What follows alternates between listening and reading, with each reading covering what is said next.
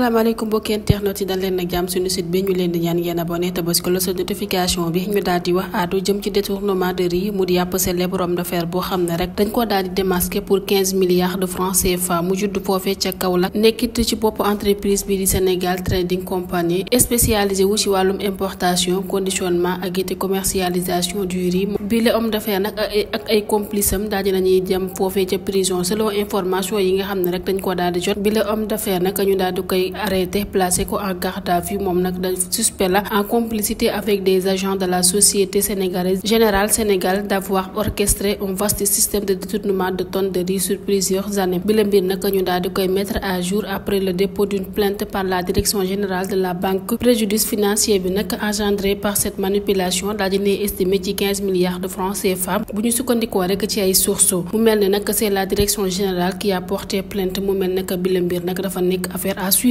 ba tey ñu daal di wax àddu jëm ci li nga xamante ne ni moo di reddition des comptes mu mel ne nag bi la machine de la reddition des comptes dafa daal di accélérer cette cadre du ministère des finances déféré nañ leen devant le PJF pôle judiciaire financier nag récemment constitué daal dina accueillir ses premiers dossiers d'après les informations obtenues cet individu dont des fonctionnaires du ministère des finances daal dina ñuy présenter au procureur ce vendredi ci ñooñee nag xam ne ay agents de l'observatoire de la qualité des services financiers ñoom nag daal dina ñuy impliqué ci ab vaste affaire de détournement de fonds publics yi les fonctionnaires nag ñu daal di leen di arrêté dans le cadre d'une enquête sur la reddition des comptes daal dinañ leen di remettre aux gardes pénitentiaires ginnaaw nag ba ñu leen interrogé par la division des investigations criminelles yi la charge yi nga xam ne rek dafa daal di aju ci seen kaw nag moo di détournement de deniers publics complicité blanchiment de capitaux usage de faux en écriture publique et privée fraude informatique et recel de données financières parmi les accusés am na ci koo xamante ne ni Diallo la sant Ndaw ak ki nga xam ne moo di Moussa Diop Càkkaan Thiaw ak Si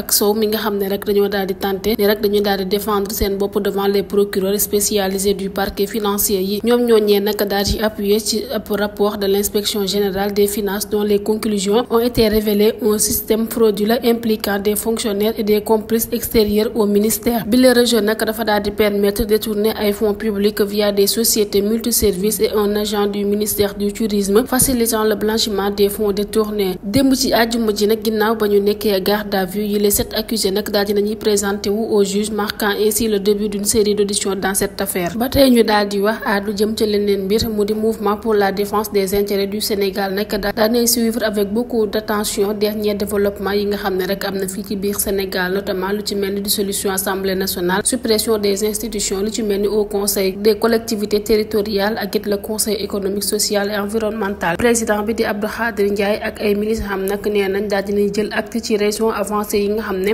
président de la République daal dina koy def pour justifier ces mesures allant dans le sens de rationaliser les dépenses publiques concernant élections législatives anticipées yi nga xam ne jàpp nañ ko niki le 17 novembre prochain Mondis nag daal dinay sàkku ci nguur gi ci mu jël ay mesures idoines ngir rek daal di contenir yi les listes pléthoriques qui seront déposées par les différents partis coalitions de partis et autres candidatures indépendantes ci wàllum élection yi nag président bi di Abdou Khadir Ndiaye daal dinay woo à une transparence du scrutin pour la réputation Mondis nag mu mel ni dafa daal di préoccupé bu baax par la mise en place d'une assemblée nationale de rupture avec des parlementaires capables de représenter dignement les Sénégalais à l'hémicycle te it dina nekk en mesure contrôler l'action du gouvernement au chapitre de la reddition des comptes nag yi nga xamante ne ni ay audition daal dinay démarrer niki démb ci àjjuma gi 20 septembre Mondis nag daal dinay féliciter ñi nga xamante ne ni ñoo bokk ci pôle judiciaire et financier daal di remplacer cour de répression de l'enrichissement illicite seulement Abdou Khadir Ndiaye mi nga xam ne rek moo daal di militer pour la bonne gouvernance financière mi ngi invité ñi nga xam ne ñoo di acteurs concernés yi à un état des lieux transparent sans verser dans une chasse aux sorcières enfin Mondis nag daal dina exprimer sa solidarité aux sinistrés de la ville de Sainte de Touba ginnaaw nag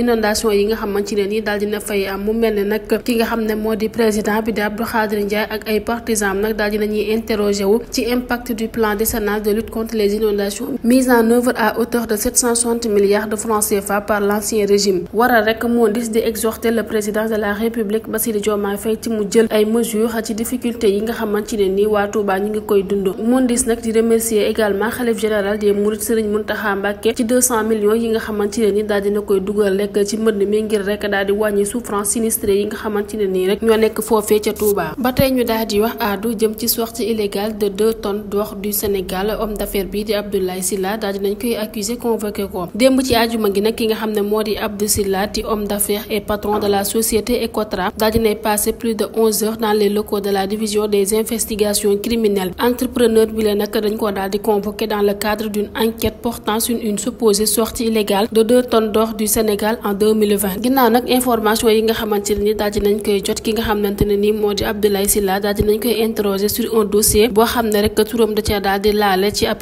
cargaison d'or transporté hors du pays malgré l'absence d'autorisation légale. yile enquêteur nag document à l'appui daal dinañuy évoquer ab manifeste de vol et d'autres preuves censées démontrer que Sylla daal dinay génne bi le or à bord d'un jet privé. L'ordre de mission en sa faveur émis par les autorités de l'ancien régime aurait permis cette opération. te noonu ne nag Sylla daal dinay nier formellement yile fait. Lors de son audition d'une heure daal dinay soutenir qu'il ne résidait pas au Sénégal entre 2019 et 2022, produisant ses passeports pour appuyer ses dires. Selon lui amul benn possibilité boo xam ne rek daal dinay impliqué ci bile activité liée à l'or, matière dans laquelle il affirme n'avoir jamais exercé. De plus daal dinay contester l'existence de tout ordre de mission officielle du palais boo xam ne rek daal dina koy permettre mu mener bile opération tey daal dinay insister sur le fait que bu fekkente ne nii ay documents daal dinay am forcément dañ koo falsifier tout comme le manifeste du vol où figure son nom.